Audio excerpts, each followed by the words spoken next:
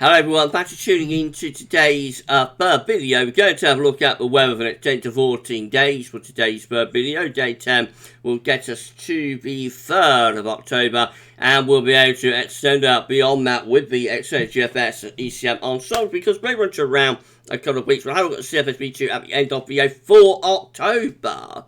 I shall get on with that for you in a moment. Just to say that the first video series, our 6am upload. We've also released JMA Friday, and if that wasn't enough, we've got the ECM WF 42-day slash 6 weeks ahead coming up for you around 7 PM this evening. It was a busy old day at GavsWeatherVids today. I'll tell you what's coming up over the weekend at the end of this video. But before I do anything else, I'm going to say thank you to two people from yesterday's live stream. So, did a live stream last night. We discussed the third winter update. We should have done that on Sunday, but with one thing or another, we were very late with that live stream. But we finally got it done last night. It was a lovely, lovely stream. We, lovely hour hanging out, and we all had a great time. So, thank you so much, everybody, for making that stream so very special. But I got to say thank you so much to Josh, who gave me a super chat, and at the end of the live stream I didn't shout out Josh at the end, so thank you so much for your kindness and generosity to Joshua. Thank you so much, my friend. I'm going to say thank you so much to James098 as well. Thank you so much to James098 for the gift of 5 GavsWeatherVids YouTube channel memberships. So we've got 5 channel members that have been gifted their membership for the next month, courtesy of my good friend James098. So thank you so much, James, for that. That's incredibly kind and generous, my friend. You've done it several times, so thank you so much to James for doing that. Thank you so much to Josh for the super chat. And new channel members, I hope you enjoy your month's channel membership for GavsWeatherVids. Well done and congratulations. And incredible, you're all so kind to me and to GavsWeatherVids all of the time. It's amazing the support that we get. Thank you so much to Josh and to James. Right, we're going to start this video in the tropical Atlantic, and where to begin with all of this. So, I think we'll deal with the yellow X first of all, that one just there. So that is disturbance 2, only with a 20% chance of cyclone formation in the next 2 days, 30% in the next 5 days. We don't have to worry too much about that. We've also got disturbance 1 with an 80% chance of cyclone formation in the next 2 and 5 days. Looks like that one's about to pop. We've got tropical storm Gaston just here, giving maximum sustained winds of 60 miles per hour. Clicking on Gaston, we see that this will very soon now be going post-tropical. So current position is just there. By tomorrow should be post-tropical storm Gaston. We've still got Hurricane Fiona, major Hurricane Fiona, giving maximum sustained winds of 125 miles per hour with a minimum central pressure of 936 millibars. So Fiona is just about to depart Bermuda. Current position just there. And this major hurricane will carry on northwards, possibly giving a glancing blow to the extreme northeastern corner of America and into Canada post-tropical by then, of course, and then heading up towards Greenland by the middle of next week. That will be as a post-tropical depression area of low pressure, but still significant to get that low, the remains of Fiona, still significant to get it that far north. And then we've also got 9 just here, tropical depression 9, giving maximum sustained winds at the moment of 35 miles per hour. Clicking on 9 and going there, we see this is going to become a tropical storm imminently, and it's going to head towards through the Caribbean Sea towards Jamaica by Sunday, and then into the early part of next week, moving up to Cuba as a hurricane, you will notice, and by the middle of next week, giving an impact to the Florida Panhandle as a hurricane. So it looks like this could well be the first impact of the season for the United States. And, there is a margin of error with that, of course. It's not until the middle of next week, but definitely one to watch for the folks in Florida. This could be a very significant storm indeed. If we go to discussion, we can see that by the time it gets to Florida, 9 has got maximum sustained winds of 110 miles per hour. That is just on the cusp of being a major hurricane, a Category 3 hurricane. So I'm going to go 1 mile an hour more than that to 111 miles per hour to become a major Category 3 hurricane. At the moment, that is an extreme high-end Category 2 in 120 hours, impacting Florida. So there's plenty of time for that to be upgraded, of course, to a Category 3, and this could be very, very significant impact for United States next week. So obviously now Fiona is pushing northwards and will soon be dying in the cooler waters of the far North Atlantic. Obviously that will be the focus then, what's going to happen with this storm ploughing through the Caribbean and then going up towards Florida. We will keep a close eye on it, of course, at GavsWeatherVids. CT is holding steady. We're still sitting at 15.6. So for the moment, the decline has been arrested. That is provisional to 22nd, 2 degrees above average. That will start dropping again, though, I think, over this weekend, and then will accelerate next week. These are the GFS upper air temperature and precipitation ensembles the next couple of weeks. We're at London today, red line, 30-year upper air temperature average for London. Temperatures on the downwards trend now for the next week, really going to be cooler than average. And when we go through the first week of October, last week, 10 days of October, and there is signs of a recovery in the temperature base, so becoming a little bit warmer perhaps through the first week of next month. Precipitation-wise, got wet weather in the south today from a stalling cold front. That's going to be rather showery for the next few days, so cool and showery for the next few days, but not excessively wet. Into October, though, could be a few hints there, but things actually get wetter into the first week of October. So as the temperature lifts up a little bit in the first week of October, possibly it will be turning wetter at the same time. Temperature anomalies from the 23rd of September, 1st of October, a little bit below average, a rather cooler than average week coming up.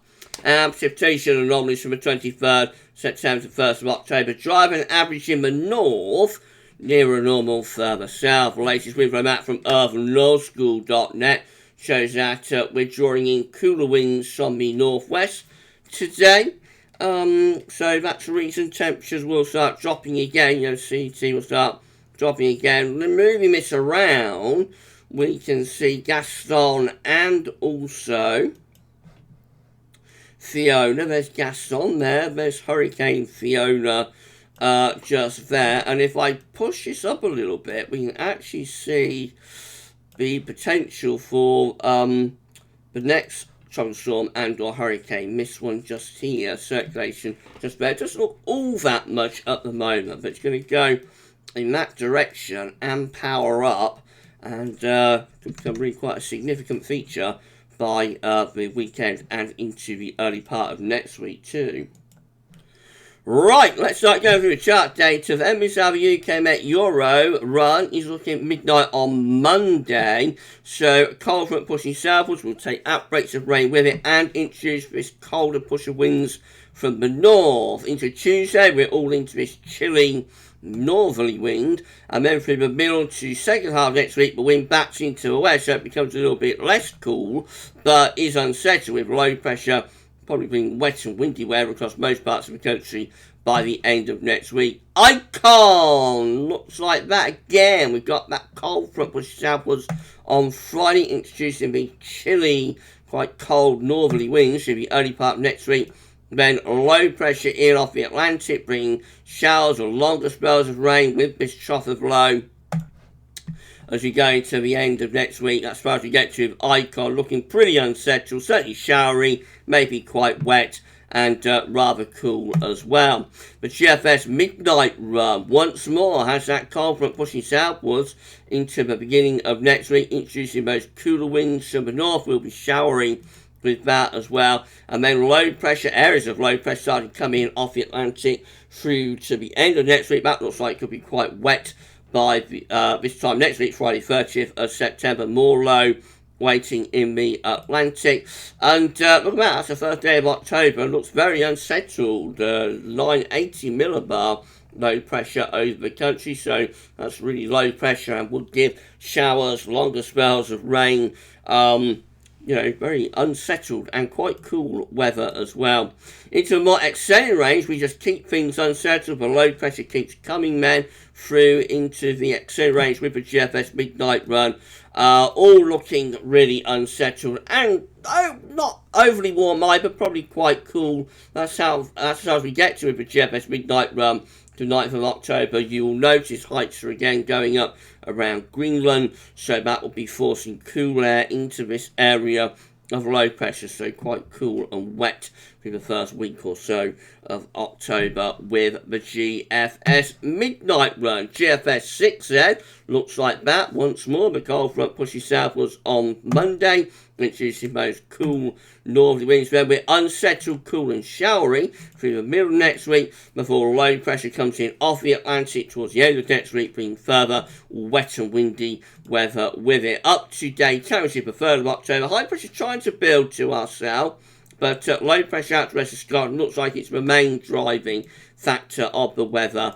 And so we keep it unsettled until around the 5th of October, when high pressure then starts trying to get more of an ascendancy and perhaps gives us something a little bit drier and warmer for a while during the second half of the first week of October. If you enjoyed the video, please can you like, share, subscribe. Thank you so much, everybody, for doing that. Drop a comment about this all of our videos, and don't forget to tell your friends to subscribe as well. Thank you so much, everyone, for doing this. Right, the GEM has the wind going into the north on Monday, so cool and showery through the early part of next week, and then more low pressure heading in later next week will bring further bouts of rain with it. Up to day 10 will look like that. Again, the high pressure is trying to build to our south. It looks a little bit flimsy, I have to say. There's plenty of low pressure in the Atlantic, but it looks like it will keep that high pressure build at bay.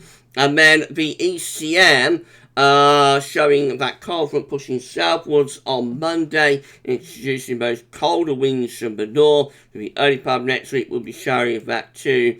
And then showery and cool through most of next week. And look at this, by the time you get through to the 1st of October, very wet and windy with a really deep area of low pressure heading in towards the west of Scotland and Northern Ireland. I think the minimum central pressure with that is probably going down about 960 millibars. That's a very, very deep area of low pressure indeed. So wet and windy start to October with the ECM, and all the way up to day temperature the 3rd of October. The low pressures in the Atlantic and just looks like it's going to keep coming. This is a precipitation forecast based on that ECM run with redshow.com. Wet in the far southeast today and tonight. That rain really struggling to get away, but by tomorrow it will get away.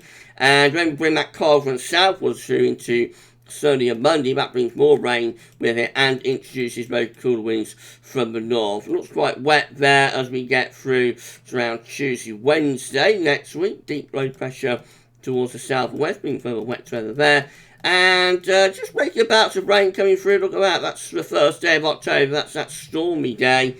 960 millibar area of low pressure, bringing lots of wet and windy weather. That's going to maybe the first gales of the autumn with that if it comes off. And further showers or longer spells of rain up to day 10. In fact, looking quite wet for the south on day temperature for 3rd of October. These are the options on the table within the ECM ensemble. Within the ECM ensembles for day 10 from the Icelandic Met Office today gets us to the 3rd of October. 12 members of ECM ensembles have high pressure to the south and low pressure to the north. I've tried to settle down for the south. It's probably still a bit showery. 12, including operational, has some higher pressure just to our south-southeast, low pressure in the Atlantic. Again, that's still keeping it relatively changeable, I think.